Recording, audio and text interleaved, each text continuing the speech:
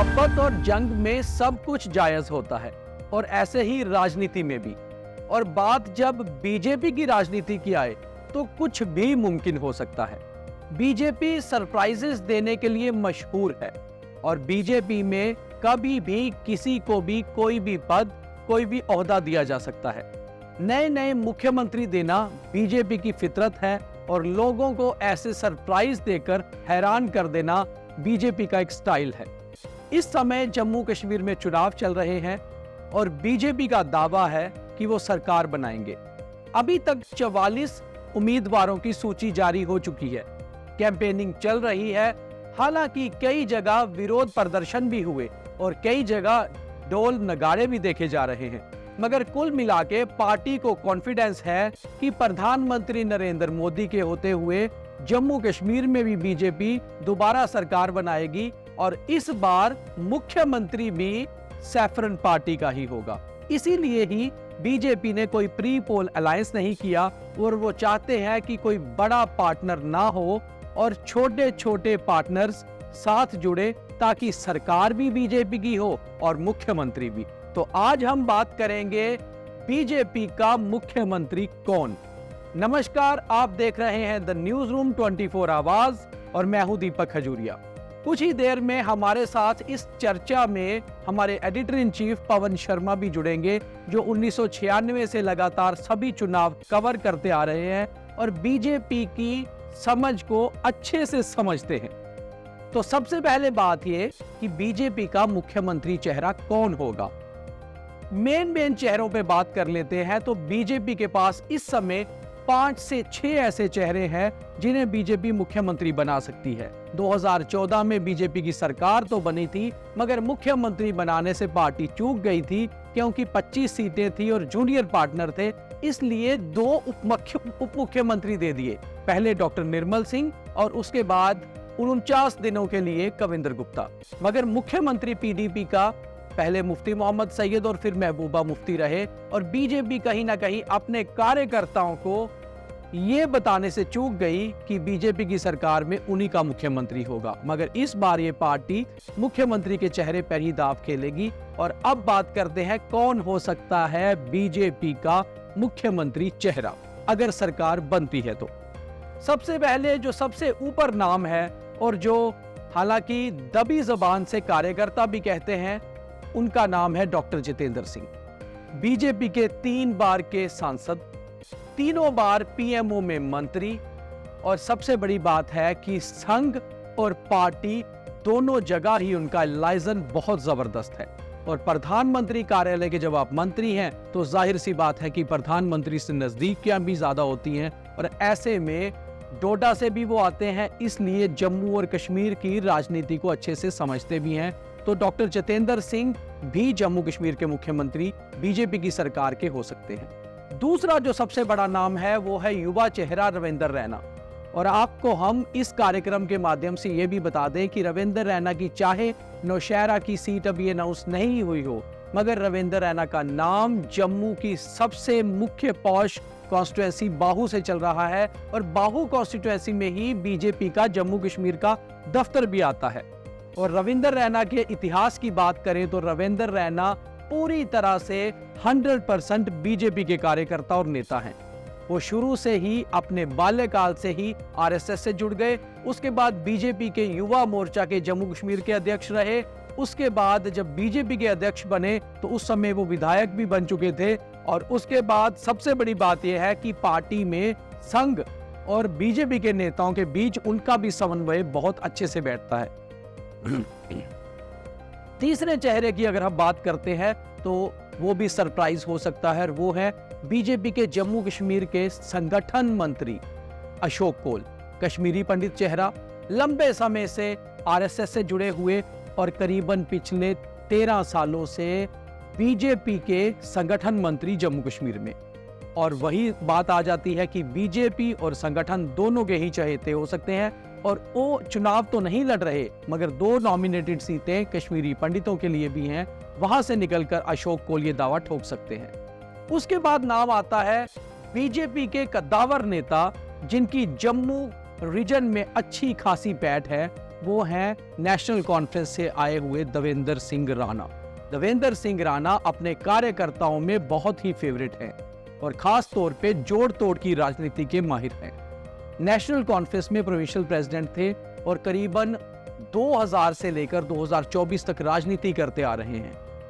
पूर्व मुख्यमंत्री उमर अब्दुल्ला के पॉलिटिकल एडवाइजर भी रहे हैं और पार्टी में उनकी पैठ आप यहीं से अंदाजा लगा सकते हैं कि जब चुनावों की टिकट्स फाइनल करने की दिल्ली में बैठक हुई तो उसमें केवल एक ही वो नेता थे, देवेंद्र सिंह राणा, जो दूसरी पार्टी से आए थे और उन्हें भी उसमें जगह मिली। तो आप खुद हिसाब लगा सकते हैं कि पार्टी में उनकी पैठ कितनी अच्छी है। अब जो अगला नाम है वो सबसे इंपॉर्टेंट और उसकी घोषणा भी कहीं ना कहीं अंदर खाते हुई है। कल रविंदर रैना किश्तवाड़ में थे, वहां पर सुनील शर्मा जो पूर्व मंत्री हैं और एक नया चेहरा शगुन परिहार, उन्होंने टिकट के लिए नॉमिनेशन भरना था। उसके बाद रैली को संबोधित करते हुए रविंदर रैना ने कहा कि अगली सेक्रेटरीट जब जम्मू कश्मीर की सरकार बनेगी, कश्मीर से नहीं चलेगी बल्कि किश्तवाड़ से चलेगी। तो किश्तवाड़ से कौन चला सकता है? जाहिर सी बात है, सुनील शर्मा। सुनील शर्मा पूर्व मंत्री भी हैं, संघ के बहुत नजदीकी भी हैं, केंद्रीय गृह मंत्री अमित शाह के बहुत चहेते भी हैं, जम्मू कश्मीर के लेफ्टिनेंट गवर्नर मनोज सिन्हा के भी गुड बुक्स में आते हैं, कश्मीरी, डोगरी, पहाड़ी सभी भाषा बोल लेते हैं, युवा भी हैं और बीजेपी कार्यकर्ताओं के साथ भी अच्छा समन्वय है। तो कुल मिलाकर देखा जाए तो एक ऑलराउंडर चेहरा है और आखिर इसके अलावा भी कोई हो सकता है। तो पवन शर्मा जी मेरे साथ सीधे जुड़ चुके हैं, यही जानते हैं। पवन जी नमस्कार। आज की चर्चा में सबसे पहले जो हम चर्चा कर रहे हैं कि बीजेपी अगर सरकार बनाती है तो मुख्यमंत्री चेहरा कौन होगा, तो 5 नाम मैंने लिए हैं, जिसमें सबसे पहले डॉक्टर जितेंद्र सिंह, रविंदर रैना, अशोक कौल, देवेंद्र सिंह राणा और सुनील शर्मा। तो आप क्या कहते हैं कि और भी कुछ नाम हो सकते हैं और इनमें किसको आप ज्यादा हैवीवेट मानते हैं? देखिए, बात ऐसी है दीपक कि आपने नाम तो बता दिए हैं, लेकिन पहले रिजल्ट का इंतजार करना पड़ेगा। जो उथल पुथल इस समय बीजेपी के भीतर चल रही है ना, वो आंकड़े को टच करेंगे, उसके बाद डिसीजन हो सकता है। लेकिन जो पहला नाम आपने बोला डॉक्टर जितेंद्र सिंह का, मैं उस पर सहमत नहीं हूं, क्योंकि डॉक्टर जितेंद्र सिंह इस समय केंद्र में मंत्री हैं, वो भी स्वतंत्र प्रभार, और बहुत से मंत्रालय उनके पास है, और साथ में जम्मू कश्मीर यूटी है। यूटी में जो मुख्यमंत्री बनेगा वो उपराज्यपाल के अधीन ही रहेगा, क्योंकि उपराज्यपाल के पास सारी पावर्स होगी। तो मुझे नहीं लगता कि भारतीय जनता पार्टी डॉक्टर जितेंद्र सिंह को इस पोस्ट के लिए ला सकती है। हाँ, 4 नाम जो आपने और बोले हैं वो दावेदार हो सकते हैं। उनमें से मुझे जो लग रहा है ना, एक नाम मेरे दिमाग में चल रहा है कि जैसा रविंदर रैना का जो बयान आया ना, किश्तवाड़ से सेक्रेटरीट चलेगा, तो कहीं ना कहीं सुनील शर्मा जो है ये संघ के बहुत करीबी हैं, और पहली बार जब इन्होंने किश्तवाड़ से विधानसभा का चुनाव जीता था, उस इलाके में भाजपा का झंडा फहराने के लिए दम चाहिए था, और उन पहाड़ी इलाकों में, दूर दराज के इलाकों में सुनील शर्मा ने अपनी ताल ठोकी थी और वहां से वो जीत कर आए थे। और दूसरा जो आपने नाम बोला देवेंद्र सिंह राणा, मुझे नहीं लगता कि देवेंद्र सिंह राणा के नाम पर सहमति बन पाएगी, क्योंकि पार्टी के भीतर भले ही आपको इतना एक हैवीवेट का लीडर करार कर दिया गया हो कि आप इलेक्शन में डिसाइड करेंगे टिकट किसको मिलेंगी, लेकिन थोड़ा सा परिवारवाद का भी इशू इसमें आ जाएगा कि एक भाई सेंटर में मिनिस्टर है और दूसरा भाई जहां जम्मू कश्मीर में मुख्यमंत्री की चेयर पर बैठेगा। मुझे नहीं लगता है कि उनके नाम पर सहमति पार्टी बना पाएगी, लेकिन पार्टी जैसे बीजेपी का कोई पता नहीं है, जो सरप्राइज करती है तो हो भी सकता है। हाँ, आपने एक नाम और लिया, रविंदर रैना, जैसा कि जो खबरें आ रही है कि बाहू जो सीट है उसके ऊपर अपनी ताल ठोक रहे हैं और वहां से वो जीत सकते हैं, वहां पर चुनाव लड़ेंगे। जीतना हारना वो बात की बात है। हाँ, उनका नाम जो है वो चल सकता है, क्योंकि वो संघ की पहली पसंद है और जम्मू कश्मीर भारतीय जनता पार्टी के लगातार प्रधान है। इतना टेन्योर लगातार शायद पहले एक को ही मिला होगा, उसके बाद ये दूसरा नंबर इनका ही आ रहा है कि इतने लंबे समय से लगातार प्रधान है। उनके ऊपर बात हो सकती है। तो बस यही 2-3 नाम जो है इसके ऊपर सहमति बनाई जा सकती है। सुनील का नाम है, रविंदर रैना का नाम है, लेकिन अगर हम बात करें पूरे परिप्रेक्ष्य में देखते हैं, अगर रविंदर रैना का नाम आप ले रहे हो तो श्यामलाल शर्मा भी पीछे नहीं है। श्यामलाल शर्मा भले ही कांग्रेस से आए हैं, वो नेशनल कॉन्फ्रेंस से आए हैं, कद्दावर नेता है। नेशनल कांग्रेस के टाइम पर भी उन्होंने जम्मू की बात दम से रखी थी जब भी वो बात करते थे। तो जम्मू संभाग के अंदर श्यामलाल शर्मा का भी अपना रुतबा है, और साथ ही चंद्र प्रकाश गंगा, ब्राह्मण कम्युनिटी से हैं और एक अच्छे कदावर नेता हैं, एक बार यहाँ से विधायक वो जीत चुके हैं, वो भी दावेदार हो सकते हैं। खैर वो बात की बातें हैं, लेकिन इतना जरूर है कि भाजपा का मुख्यमंत्री कौन होगा उसे लेकर भी नामों की चर्चा तो चल ही रही है। पवन जी, आपने बिल्कुल सही कहा कि सुनील शर्मा के नाम पर ज्यादा चर्चा होनी चाहिए। जैसे मैंने भी कहा, एक ऑलराउंडर अगर देखा जाए तो सुनील शर्मा ही हैं।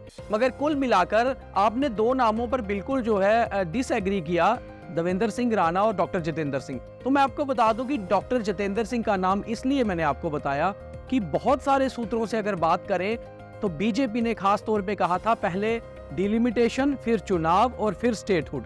अगर स्टेटहुड का दर्जा वापस आता है तो वापस मुख्यमंत्री जो है पावरफुल हो जाएगा, और ऐसे में डॉक्टर जितेंद्र सिंह वापस स्टेट में आना चाहेंगे, क्योंकि एक स्टेट का मुख्यमंत्री होना हमेशा से एक केंद्रीय मंत्री से ज्यादा ताकतवर और पावरफुल रहता है, और वो भी फिर मुख्यमंत्री जब आप अपने जम्मू कश्मीर जैसे गृह राज्य के हों। तो ऐसे में हर कोई बड़ा नेता ये चाहता है कि वो एक बार कम से कम अपने राज्य का मुख्यमंत्री बने। तो इसलिए डॉक्टर जितेंद्र सिंह जो केंद्र की सरकार का काम करने का तरीका भी बेहतर समझते हैं, पढ़े लिखे भी है, और दूसरी चीज है कि जम्मू कश्मीर बीजेपी में भी अच्छी पैठ रखते हैं। और अगर हम एक चीज को बहुत क्लोजली मॉनिटर करें तो वो ये है कि इस बार जो अभी तक 44 टिकट्स अनाउंस हुई हैं, उसमें सबसे ज्यादा डॉक्टर जितेंद्र सिंह की ही चली है और उन्हीं के करीबियों को टिकट मिली है। तो ऐसे में डॉक्टर जितेंद्र सिंह कल को अगर विधायक दल की बैठक होती है और नाम का फाइनल करने की बारी आती है, तो वो विधायक जो उनके कहने पर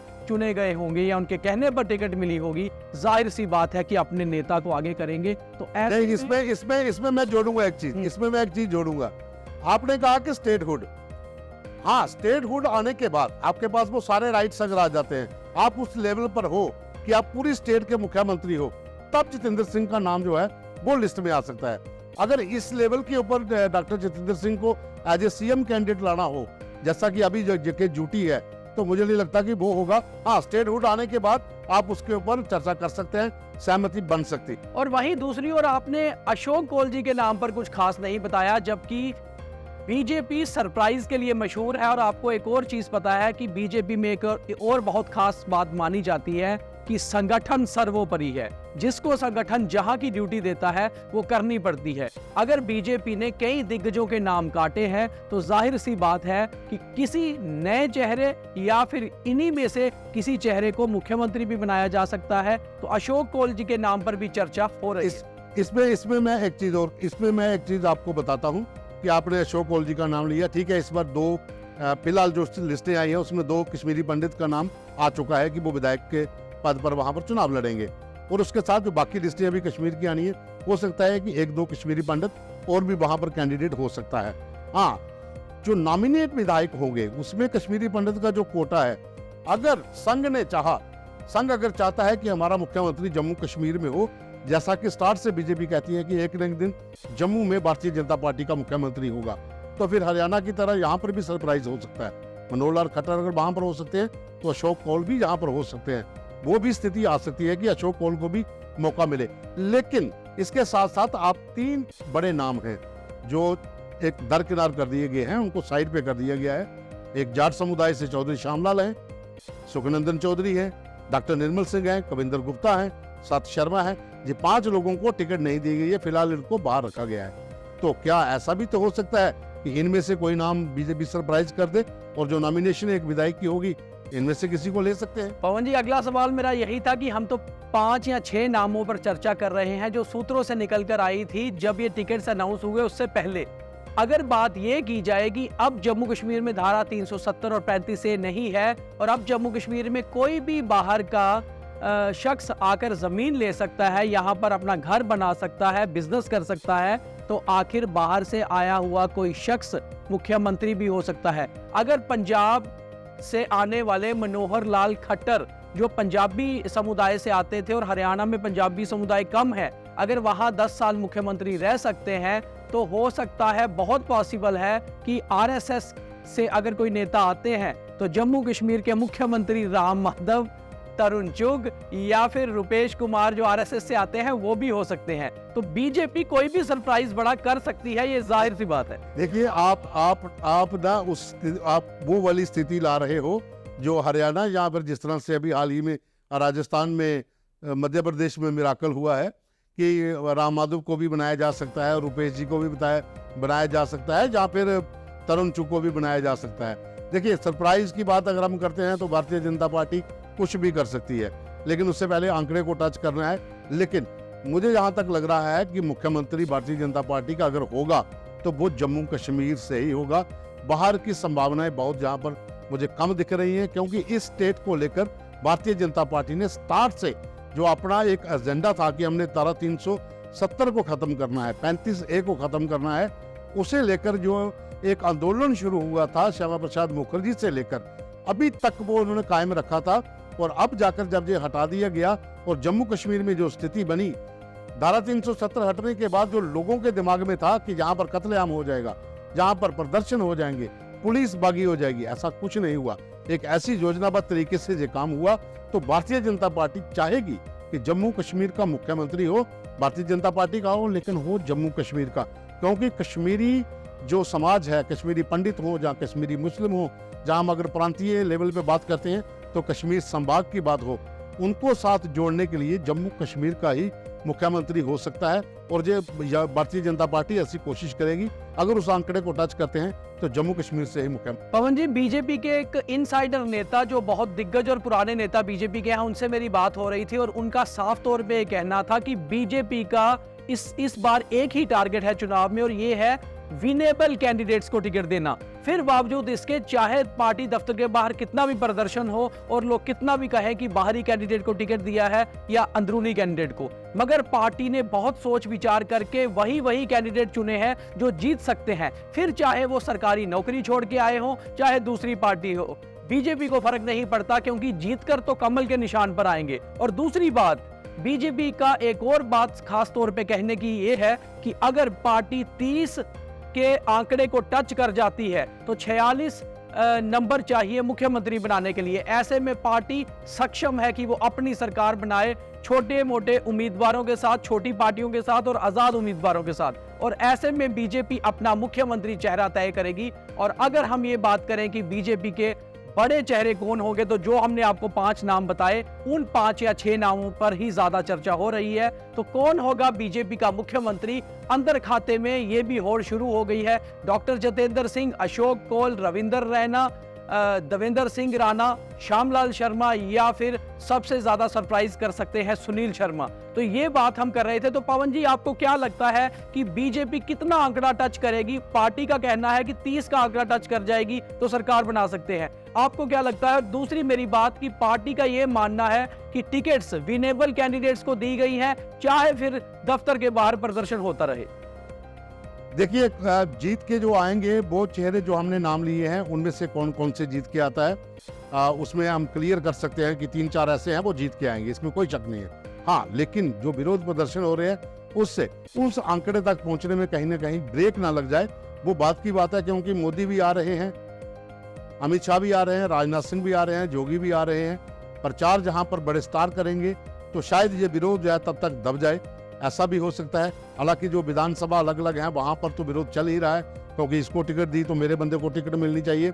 वो स्थिति शायद उस समय जब प्रचार शुरू हो जाएगा तो वो थोड़ी बैक में चली जाएगी। लेकिन इतना जरूर होगा कि अगर भारतीय जनता पार्टी ने उस चेयर के ऊपर अपना व्यक्ति बिठाना है, अपना विधायक बिठाना है, तो इनको 30 तक पहुंचना पड़ेगा।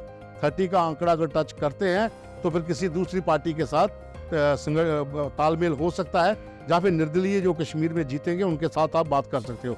ये तो कतई नहीं होगा कि भारतीय जनता पार्टी अकेले अपने दम पर सरकार बना ले, और ना ही नेशनल कॉन्फ्रेंस अपने अकेले दम पर सरकार बना सकती है, और ना ही पीडीपी बना सकती है। गठबंधन हर पार्टी का दूसरी पार्टी के साथ होगा, तभी मुख्यमंत्री उस पार्टी का बनेगा। बिना गठबंधन के जम्मू कश्मीर में एक पार्टी की सरकार जो है वो नहीं। बहुत धन्यवाद पवन जी हमारे साथ जुड़ने के लिए और खास तौर पे अपनी स्पेशल राय रखने के लिए। तो कुल मिलाकर अगर देखा जाए तो हम ये बात कर रहे थे कि बीजेपी अगर सरकार बनाती है तो बीजेपी का कितना नंबर होना चाहिए। तो बीजेपी के इनसाइडर्स भी कह रहे हैं कि 30 या 30 से ऊपर होंगे तो बीजेपी की सरकार बन जाएगी। ऐसे में मुख्यमंत्री चेहरा कौन होगा उस पर हम खास चर्चा कर रहे थे। आप बीजेपी के जितने भी कार्यकर्ता हमारे ये प्रोग्राम देख रहे होंगे वो जरूर अपनी राय रखें कि वो उनको क्या लगता है कि बीजेपी का मुख्यमंत्री चेहरा कौन हो सकता है, क्योंकि हो सकता है कोई नाम हमसे छूट गया हो जिस पर चर्चा भी हो रही हो। और जाहिर सी बात है कि ये प्रोग्राम ज्यादा से ज्यादा शेयर करें ताकि कार्यकर्ता और नेता अपनी राय भी बना पाए कि आखिर इस बार बीजेपी की सरकार बनेगी तो कौन सा चेहरा होगा जो जम्मू कश्मीर का पहला भाजपा का मुख्यमंत्री बनेगा। तो आज के प्रोग्राम में इतना ही। इसी तरह की खास तौर पे चुनावी चर्चाओं के साथ आपके साथ जुड़ते रहेंगे। लगातार द न्यूज़ रूम 24 आवाज को देखते रहिए। बहुत धन्यवाद।